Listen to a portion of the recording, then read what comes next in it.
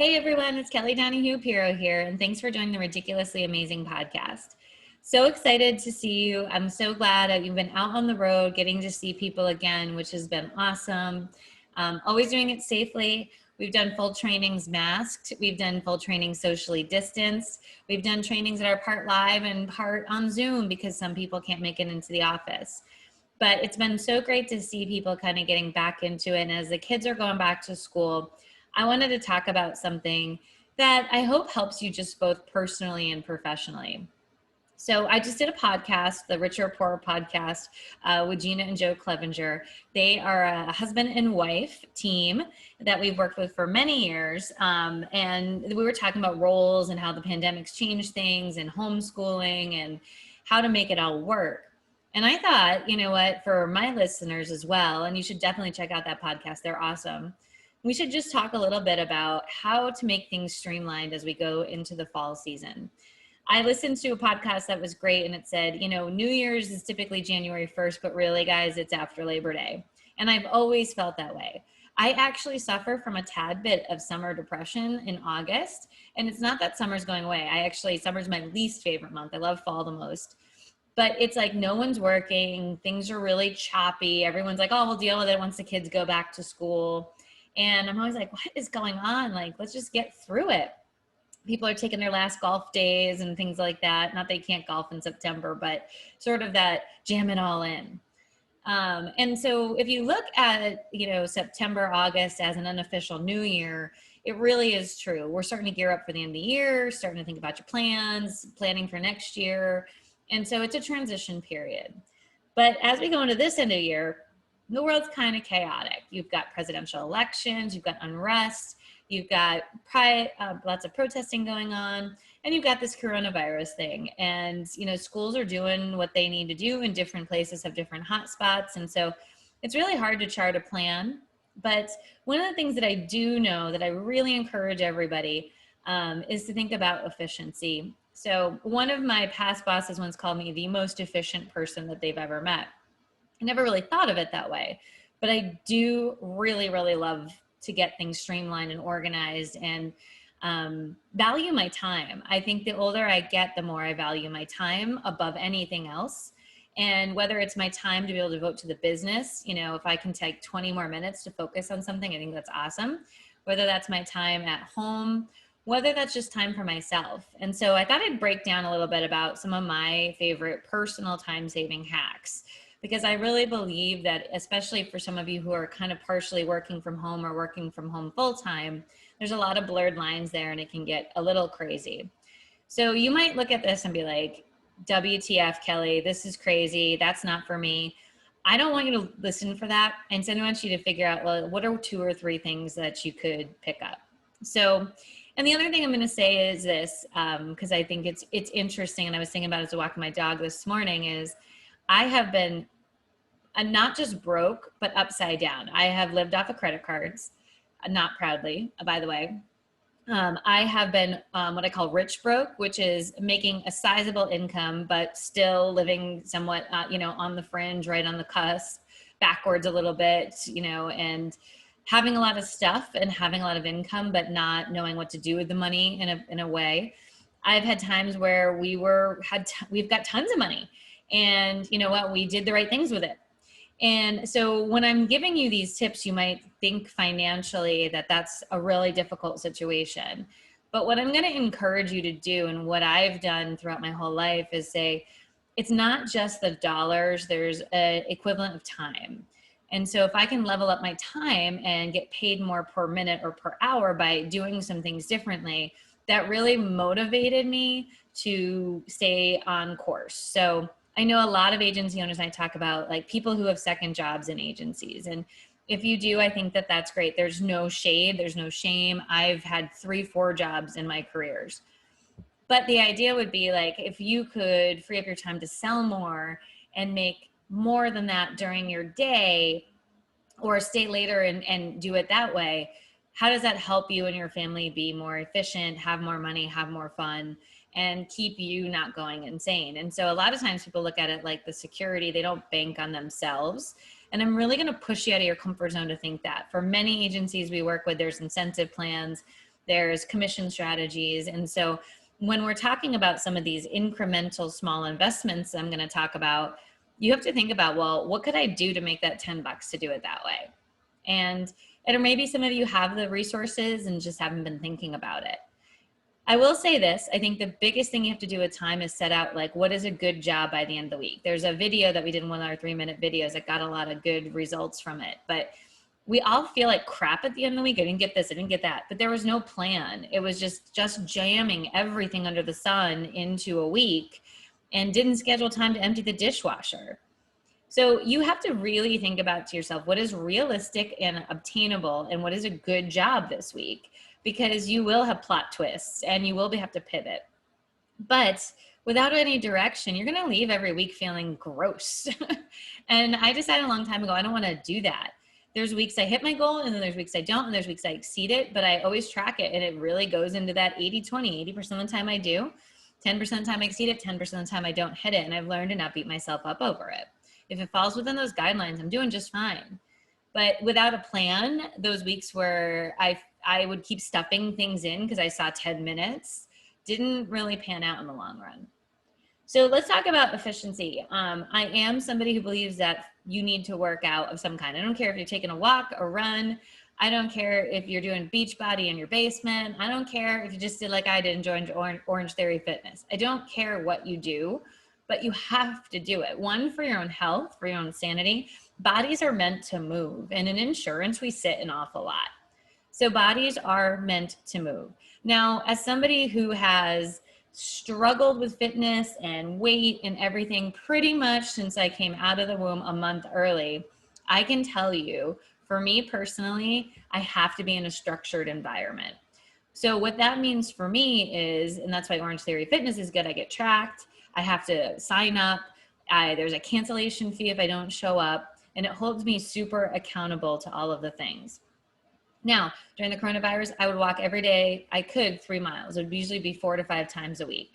And, you know, if it rained, it was a bummer, but I still kind of got myself out there. You have to come up and put that in your schedule first and foremost. Now, I'm going to tell you exactly what I do, and this is where people are going to choke. I get up at 3:45 most mornings. Now that the sun's coming up later, it'll be 3:45. I'm at Orange Theory Fitness at 5 o'clock. I take the dog for a walk. I read a chapter in my book. I drink my coffee and I get my butt to the gym. And honestly, by 5 o'clock, by 6 o'clock, when some people are still not even out of bed, I have done, 600 calories done off the charts. And honestly, my husband's not up then. No one's messing it up but me. And maybe the dog, America, because she can do funny things sometimes. But the bottom line is I get into a routine. I'm half asleep when I get there and I rock and roll. Now, you might be thinking to yourself, there's no way. There is a way. You go to bed at 8:30 or 9 o'clock. Don't throw shade. Your kids go to bed about the same time if you have kids, and you just do it. And you know what you don't do? You don't sit up till 10 o'clock at night screwing around on your iPhone. You just do it. There's nothing on my iPhone that's that interesting. I love dog videos, but trust me, I'll figure them out. And then I also, engaged in a gym membership that's pretty expensive. So I want to get the most out of it. And I know myself, if I spend money on it, it's going to work. If I don't, it doesn't. So that is one thing I think everyone's got to figure out how to move. Now, again, different price points. You could go for a run. You could grab a buddy and go for a run. You could do all the things, but you have to figure out what makes you the most sense. Because what I know is if I don't move every week, I feel like crap. And then I feel like I eat pizza. That's just the end of it. So another way to be efficient at that point is, meal prep. A lot of people are into meal prep and things like that. I totally get it. I personally have done meal prep, and by like Tuesday or Wednesday, I think the food is gross because it's been sitting there. It's not my favorite thing. I switched over breakfast, having protein shakes. I blend them up. They're good to go, and I'm out the door. And I can be on a Zoom meeting at 7:30, 8 o'clock in the morning, drinking my Yeti, and no one sees me eating like a breakfast burrito. Okay. Again, very efficient, very effective, very healthy. I'm in it to win it. I do the Herbalife shakes, and there's actually a place down the road for me that's like an Herbalife shake restaurant. So if I get a little bored, I can go there and pick something up, but tends to work out. And again, the shakes, yes, they're an investment, but it's no more than breakfast. And so that would allow extra time in your day to not have to think through that.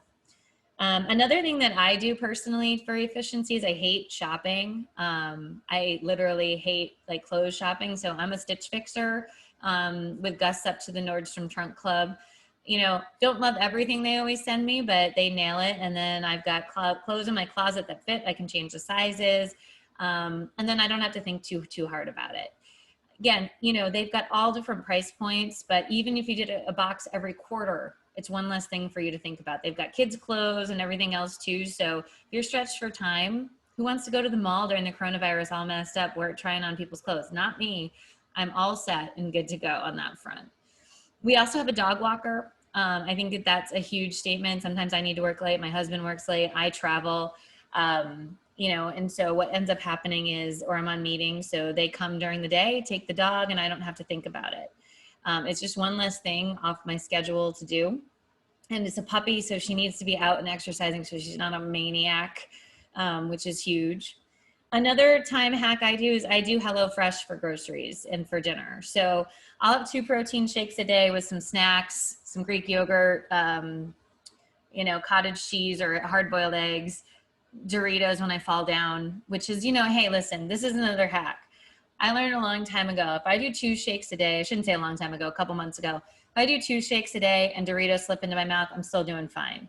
If I was doing like meal planning, like I couldn't really do the fitness tracker, MyFitnessPal. It's like always putting in like any little thing, and it was just getting overwhelming, where this just seems to be a blanket statement. If I can stick to a morning and a lunch shake and Doritos fall in my mouth, I'm okay. It's all squared away and all good. We do HelloFresh for dinners. The reason I love HelloFresh, and I don't think it's that much more expensive. When you have to buy groceries, you're looking at a recipe, you have to buy a whole bag of cheese, let's just say, and there's nothing else you need with it. It gets really difficult. It's like, I feel like there's a lot of waste.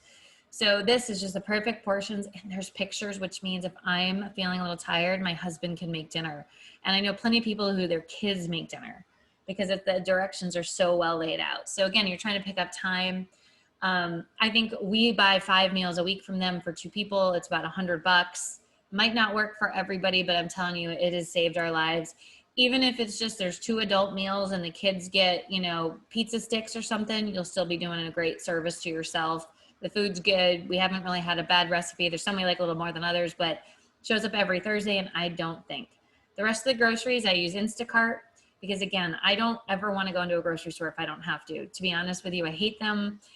I understand the need to wear masks. I don't like wearing a mask. I have to wear one on an airplane, so I try to limit my mask time when I'm not needing to wear one.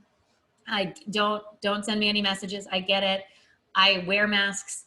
Doesn't mean I have to like wearing a mask. I don't think anyone really likes wearing the mask, but we understand the purpose, which is why we're doing it. I also don't think people like working out, but you understand the purpose, and that's why you're doing it. And so it makes a big difference. So Instacart saves me a ton of time. I'm not going to grocery stores. Things run out, I throw it in the app, and I'm good to go. And so like these are little things, but I think what often happens and why we get so stretched is we're running around always on empty. We don't schedule the time for the dishwasher. I do have a house cleaner.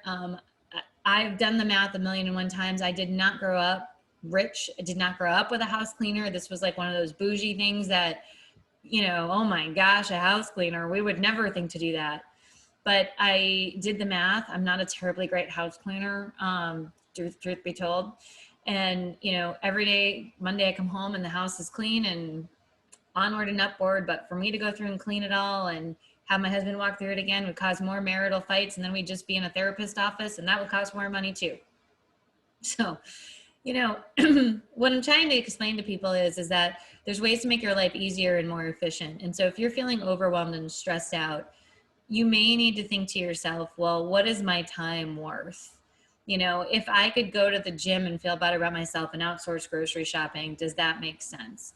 If there's 2 nights a week, I can have my kids start dinner or my husband start dinner because the directions are clear. What does that do? Maybe those are the nights that you end up ordering out and it's just more money, right? But the idea is how this relates to your agency life. Some people might be like, I thought she did insurance agency stuff. I get it.